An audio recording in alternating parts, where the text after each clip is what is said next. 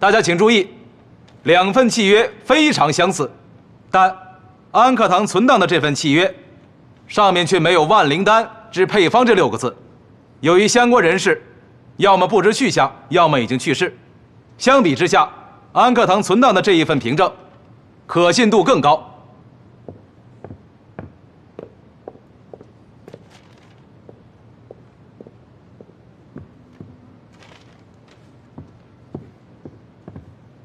法官大人，我方请求仔细核查被告提供的证据。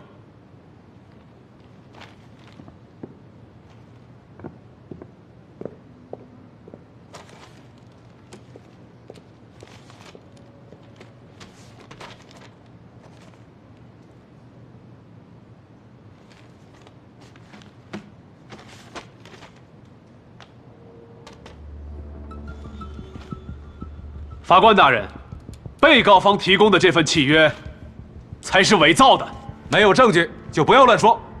夏元和高千亿的签名和手印，根本就不是他们2人的。你要是胡说八道，小心我揍你！6个按手印的人中，3个已经去世，1个下落不明。但是，夏元和高千亿却依然健在，并且就在法庭上。我方请求现场对他们进行指纹鉴定。鉴定就鉴定，谁怕谁啊？10几年都没人来，这个月来2波，奇了怪了。楚小姐，同意现场鉴定吗？不用了。为什么？我们上当了。上当了？我们从安克堂拿回来的那份契约，应该是假的。怎么可能呢？我认为是夏元提前拿了一份假契约送到档案库，就等着我们去拿呢。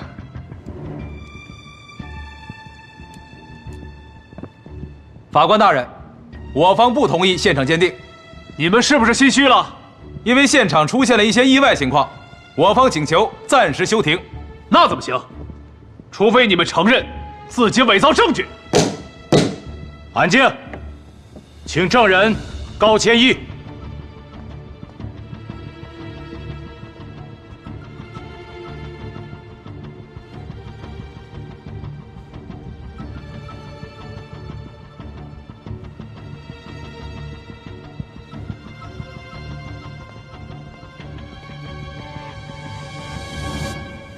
证人，介绍一下你的身份。我叫高千亿，是守元药庄的2掌柜。呈证据。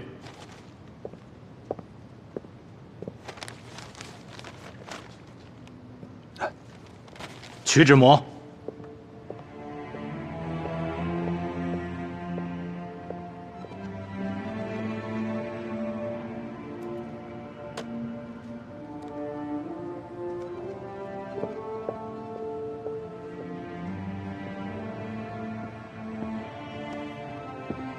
法官大人，其实不必取指模，也能够判断出楚小姐提供的这份契约是伪造的，因为那上面是一枚斗状的指印，而我10个手指头都是簸箕，而夏元老板提供的这份契约上才是我的指纹。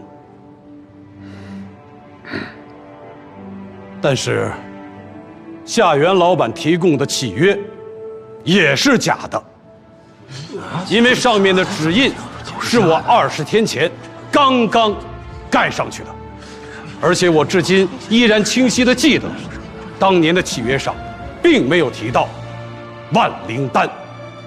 高千亿，你这个白眼狼，你结束再说。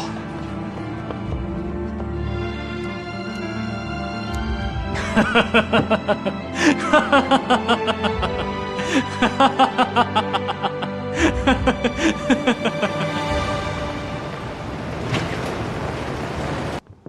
姚三爷，请好。哎呦，三爷，夏元兄，哎呀，您来的真挺快啊！哎呀，我一接到你的电报，就马不停蹄的往这儿赶呐。哎呀，这一路辛苦了。哎呦，不辛苦不辛苦，你这一路上安排的甚是周到，我倒没觉得怎么辛苦。哎呦，那倒好。来，里面请。好，请。您上座。好。哎，三爷，哎，我敬您。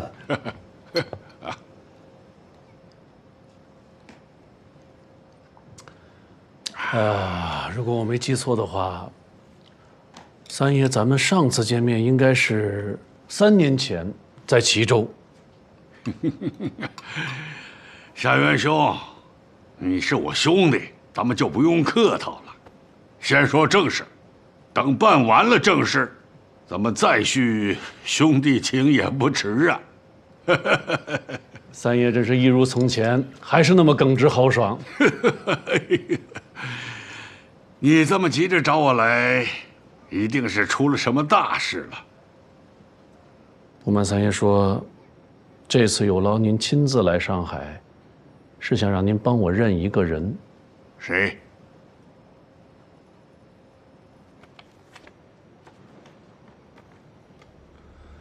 据说这个人在东北待过，而且非常爱喝烧刀子。你看看，这个人像不像格列波夫？这不就是格列波夫吗？格列波夫是谁？在沈阳开诊所的一个白俄。他是个俄罗斯人，当过军医。那是民国7年的时候，到了沈阳，开了一个小诊所。这个人很会做生意，招揽了一些中国的客户，还在我那儿进过药材。我手下的人都认识他。那他现在呢？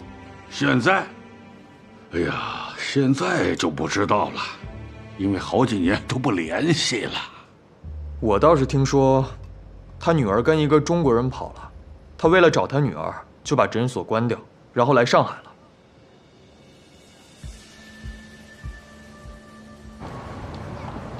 我们请杨三爷出庭作证，证明这个克劳迪教授就是个冒牌货。这样的话，不仅这场官司打不下去了，就连田大少的西洋不脑丸也没法再卖喽。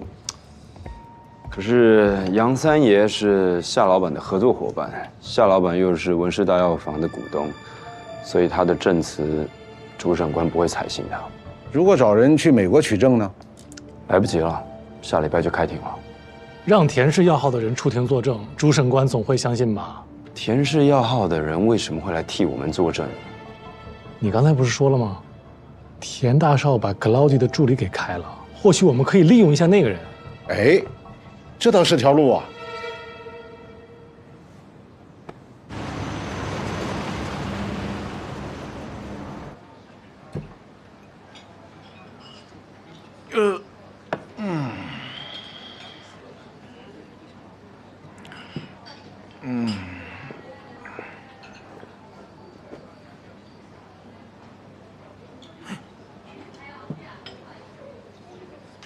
我认得你啊，就是因为你，我丢了工作。不好意思啊，我是上有老下有小，我一家2口人，我就指着这份薪水活。现在好了，田老板把我开除了，你说让我们怎么活？我可以帮你。你怎么帮我？钱，还是你想要一份比之前更好的工作？弄啥意思啊？只要你肯出庭作证。我不知道你在说什么。哎，这都不是秘密了。我已经知道他叫格列伯夫，是个白俄军医啊。你怎么知道的？坐坐坐，来。只要你肯出庭作证，那你全家的生活都不是问题。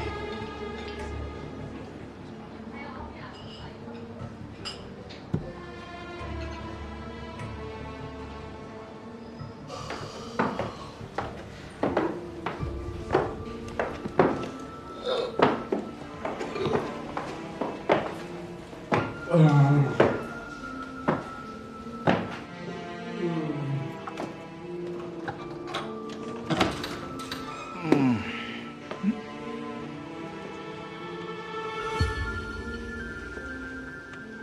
板，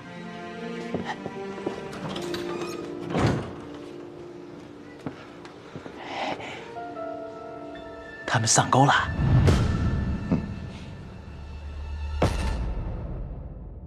我采访你们这个老田老板，哎，是不是？哎，田老板，是不是田老板？对对对。田老板，你对打赢这场官司有信心吗？田老板，听说您放言，不好意思啊，各位记者朋友，田老板说两句吧。田总现在不接受任何采访，大家这边请来。好。这些人都是你找来的？应该是。太少了，多找些人来，不要怕花钱，把事情搞大一点。田老板，到处都没有找到克劳迪教授。去哪儿找的？酒店都找遍了，就是没有人。接着找门后头、床底下、什么桌子下面、粪坑里去找去。好的。大哥，这马上就开庭了，克劳迪教授还不到场，这官司怎么打？授权书在吗？律师在吗？那官司不照打吗？田老板，哎，哎，这文之秋怎么没来啊？他今儿另外有事儿，来不了了。哦，我要是他，我也不来，丢人。田老板，庭审结束了才知道谁最丢人吧？是，庭审结束之时，就是你们破产之日啊！大白天的，怎么说上梦话了呢？死鸭子！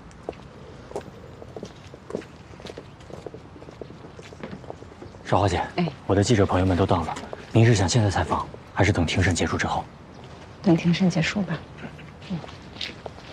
主审官大人，克劳迪教授虽然不能亲自来到法庭，但是他委托我将如下证据呈交给法庭。这是克劳迪教授把自己发明的补脑元素转让给田氏药号的转让合同。克劳迪教授允许田氏药号使用其肖像权的授权书，还有，这是克劳迪教授亲笔书写的抗议信，强烈要求严惩文氏大药房的侵权行为。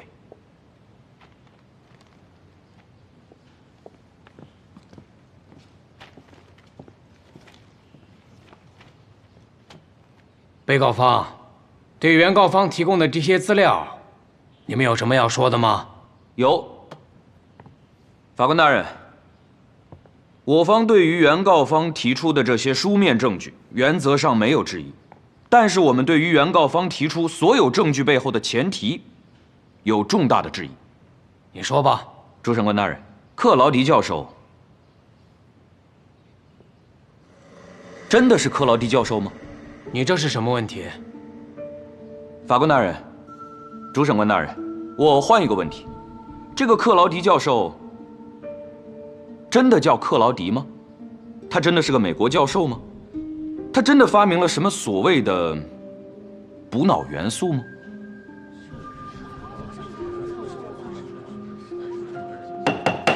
肃静，肃静！被告方，你刚才的质疑有证据吗？主审官大人，有，我方申请传唤证人黄德明出庭作证。反对。主审官大人，证人黄德明的证言与证明克劳迪教授身份的真伪有重大关系。传证人黄德明出庭。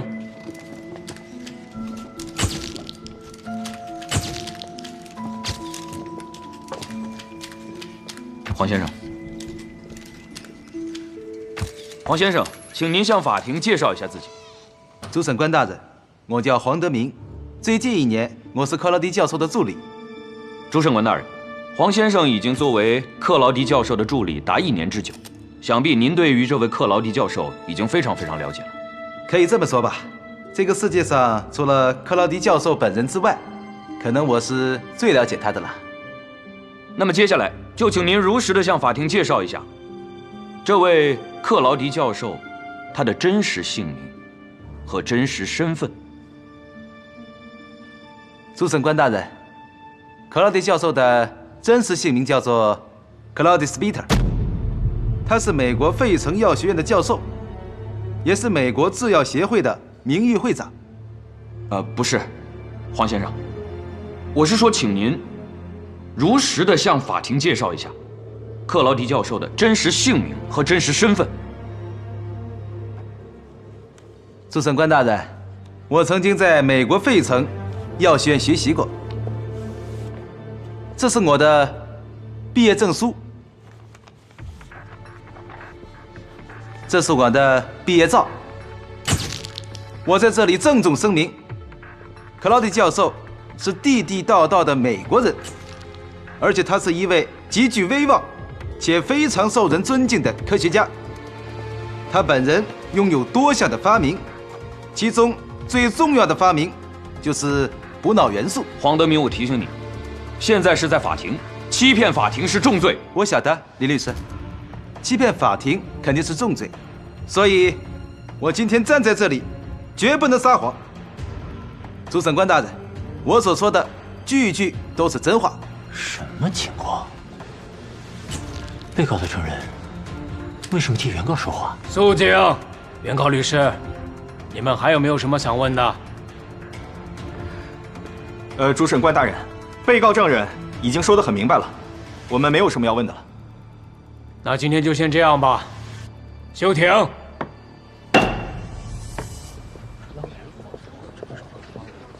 哎，田老板，请你预测一下最终的判决结果。这不是显而易见的吗？虽然还没有最后宣判，但是结果是可以清楚的预测到的，就是我们田氏药房必将胜诉，文氏大药房就是小偷。文氏大药房的人出来了，大家不要着急啊，一个一个问啊，一个一个问。文氏大药房的还随应吗？田老板，您的确厉害，竟然一手成就了克劳迪教授的学术地位。我还要一手再把你们打趴下，让你们一直翻不了身。各位记者朋友，文氏大药房和克劳迪教授马上要联合召开新闻发布会，关于今天的官司和东方补脑丹的后续，我们将会有第一手的消息发布。地点就在浙江路的新汇酒店，如感兴趣的朋友可以移步前往。快点去看看，去看看有大新闻，对，绝对有大新闻。哎，他们怎么和克劳迪教授搞在一起了？不知道啊。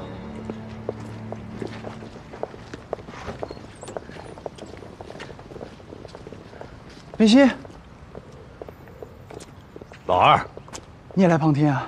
老二，上车，别见着什么女人都走不动的。大哥，这是冰心啊！我知道，说的就是他。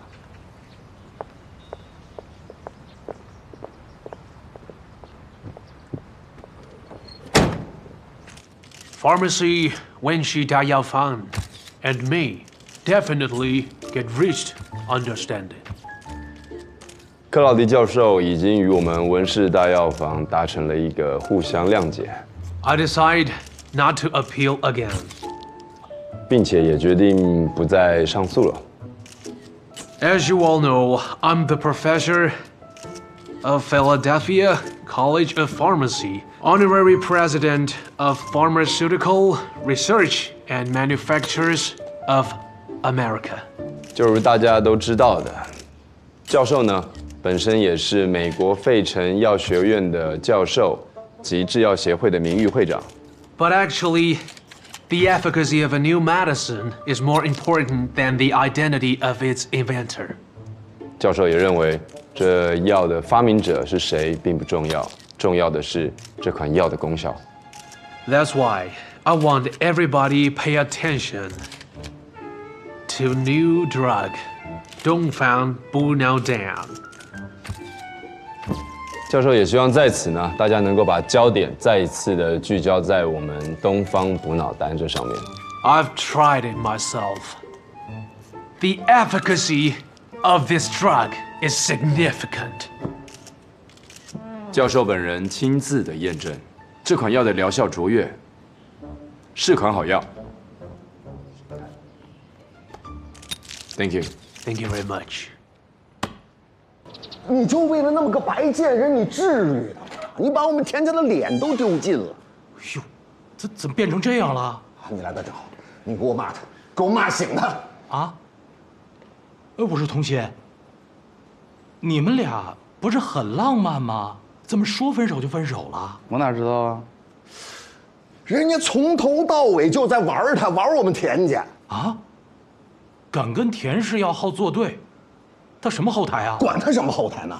敢跟我们作对，我就掐死他！别哥，不是你有点骨气行不行啊？那我不喜欢他吗？哎，童心，也不必非要这样嘛。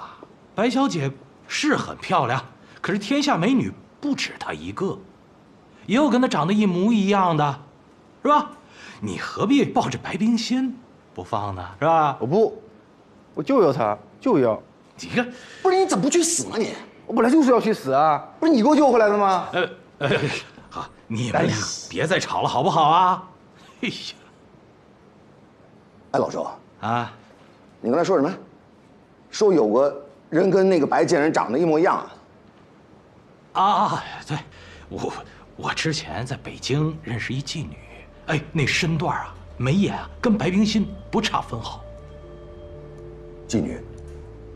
哦，这事儿可千万不能让我家母老虎知道啊！你说的真的是长得一模一样？哈，反正我是分不出来。那不可能，我不信，冰心就是独一无二的。你不是我弟弟，你是我祖宗。慢走啊，哥。老周啊，啊，你刚才说的那个妓女，哦，现在人在哪儿啊？你打听她干嘛呀？我想把她找出来，我恶心恶心那个白贱人，这不也能消消气吗？嗯，哎，这还是算了吧。为什么呀？我真不敢跟那种女人再连上关系。什么事儿都没有，你只需要告诉我她叫什么名字，现在人在哪儿，其他事情我来办，不会连累你的。哎，你上次不是看上了一对粉彩吗？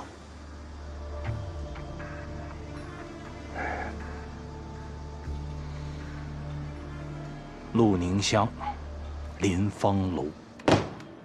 这是什么？你不是要主持婚礼吗？你那黑眼圈，哎，你的脸保养一下吧。哇，文老板，怎么突然变得这么慷慨了？看上你吧。得了吧。我就是要你心甘情愿的替我卖命。只要你薪水啊和股份给的够，我肯定心甘情愿卖命。一盒燕窝能搞定的事，其他不都省了吗？啊，你原来打的是这个算盘。嗯，厉害吧？燕窝呢，我也要，薪水和股份，我也不会手软。你算盘打的也挺好的，厉害吧？文老板，楚小姐出事了。被扣的药品一共价值是23500元，都是准备发往杭州的。你先去警察厅那儿听听看官方的说法，我去找人侧面了解一下。好的。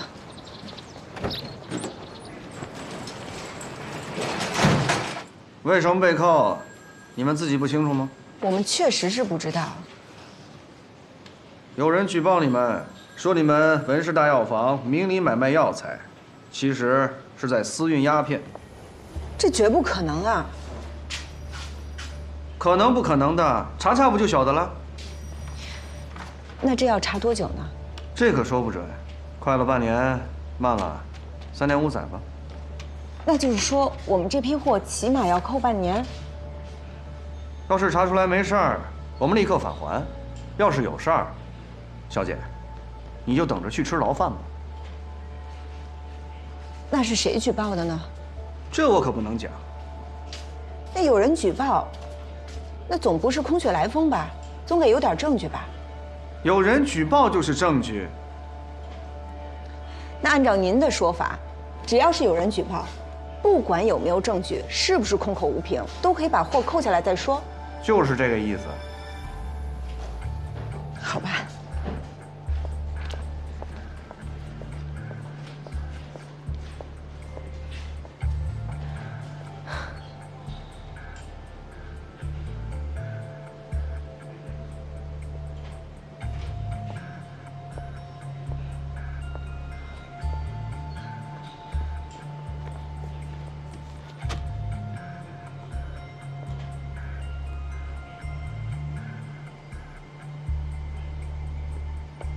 警察先生，我要举报。你要举报什么？我要举报他和金文鼎、张进成是一伙的。小姐，这话可不能乱讲啊！金文鼎和张进成的藏身之地，他都知道。小姐，你这么讲会害死我的呀！你们先把他抓起来，先查他半年。你们不要听他的，他胡说八道，根本没有证据。有人举报，那就是证据。小姐，你到底要干什么呀？我就想知道，为什么平白无故的要扣我们的货？我实话跟你讲吧，我也不晓得，是我们王厅长让我们扣的，我们就是执行命令，没办法。王厅长？对，王厅长不是你想见就能见的。我是真的有急事儿想向他请教。那也不行。劳烦您，就帮我通传一声吧。我没空。不是你们这些，厅长。王厅长。王厅长你好，我是文氏大药房的总经理楚韶华。哟，王厅长，您这面色黄白，眼下浮肿，嘴唇发黑，最近是不是经常头晕目眩、腰膝酸软、手脚冰凉啊？你说的啥嘛？是不是总是入睡困难，起夜又频繁，房事还力不从心呢？你不要胡说啊！你再胡说，我把你抓起来！王厅长，您先别急。您啊，这是命门火衰，需补中益气，益精填髓。我们文氏大药房的金匮肾气丸对此症正有奇效，您连服3天，所有的病症都可以改善。另外，我们的东方补脑丹也可以立即缓解您的头晕目眩。这样，王厅长，来，您可以试试。哦，你是文氏大药房的？对，这是我的名片。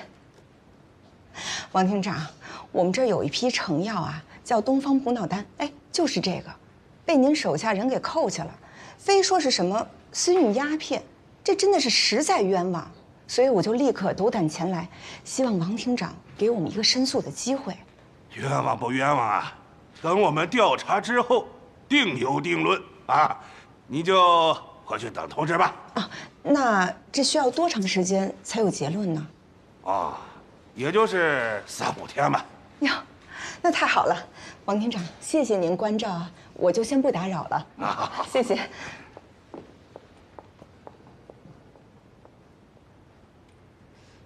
王厅长，记得吃药啊。啊，好，再见。哎，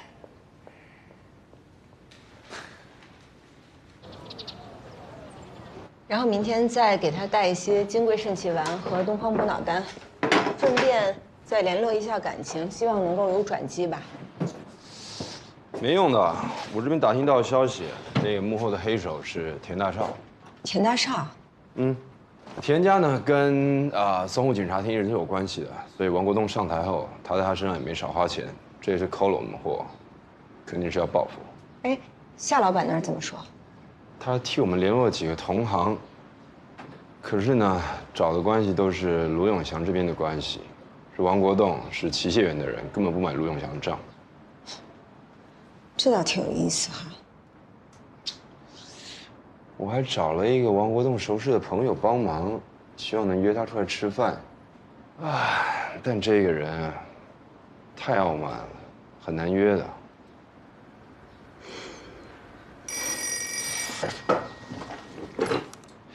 喂，云龙兄，刚说到你呢。是。好，我知道了，谢谢啊。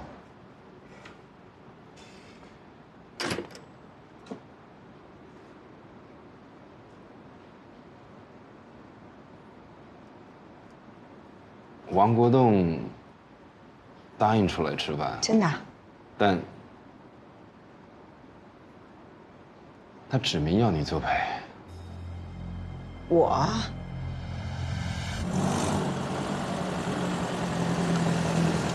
哎呀，你还别说，你们那个东方补脑丸啊，有点名堂。昨天晚上我吃了一瓶你给我的那个药，症状减轻了很多。哦呦，那太好了哈，王厅长，为病家解除痛苦，那就是我们文氏大药房开店的宗旨。是啊，我们开业到现在啊，我们一直都是遵从的老祖宗的祖训，这种走私鸦片事绝对不可能干的。哎呀，王厅长，您就看看吧，这是我们那批货跟苏州几个客商签的合同，还有收款单据、出库的单据，还有我们的装箱记录和货运公司的合同。您跟着这实物一对照，便知道，这所谓的私运鸦片绝属空穴来风啊！就凭这几句空话和这几个单据，就让我完全相信你们，这个恐怕不可能吧？不是，上海国药工会啊，20多家药铺都愿意替我们作证的。对，这是不可能的吧？哎，那王厅长，您要是这样的话，那我们文氏大药房只能关门了。不至于的。哎呦，王厅长，您可不知道啊，我们为了开这个店，文老板把所有的家产都给抵押了，还借了一屁股外债，好不容易东方补脑丹才打开一些销路，那突然就遇到这么个荒唐事儿，我们这批货要是拿不回来，那文老板呢，也只能去南京路上讨饭了。我呀，我也就失业了。哎呦，你也要跟着受苦啊！这个我可不答应。王厅长，那您看您就高抬贵手，就把我们这批货给放了吧。楚小姐，我也跟你说实话啊，你们就这样装装可怜、卖卖惨，就想拿回这批货，这是不可能的。是的，我就这么说嘛。对，王厅长好不容易出来跟我们吃饭呢，净谈公事的。来，王厅长，这杯呢我敬你啊。云龙兄这一次呢人在外地赶不回来，特地嘱咐我必须得敬您一杯啊。云龙是兄弟是啊，那你也就是我的兄弟。哎，好说好说，喝一杯。谢谢王厅长啊，谢谢王厅长啊，多多关照，多多关照啊。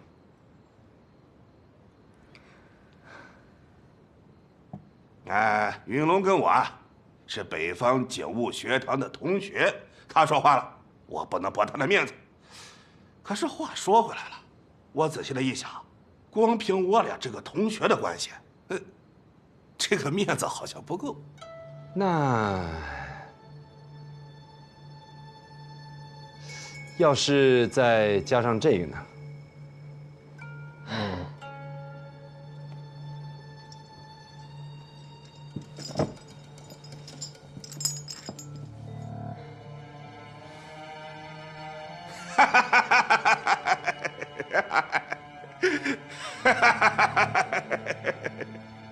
其实啊，没有这么复杂啊。你们想拿回这批货呀，答应我一个条件就行了。王厅长，您说。啊，你做我的八姨太，我马上就把这批货给放了。王厅长，您说笑吧？这王厅长肯定是说笑了。哎，王厅长，说笑可要罚酒的啊！我可从来不说笑，我是认真的。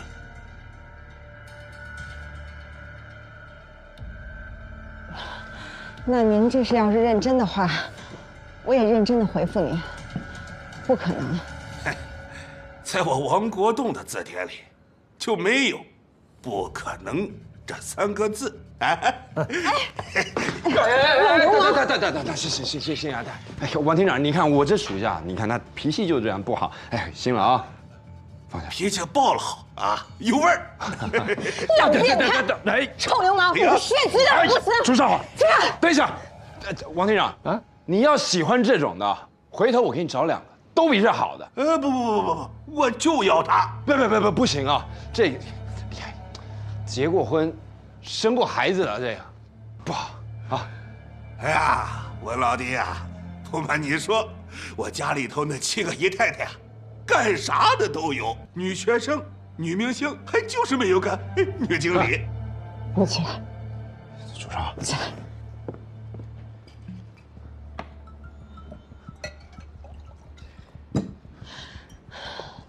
王王厅长，刚才是我口不择言了，我一时冲动，这杯酒算是我赔罪了。啊，是你不懂事啊，得罚啊。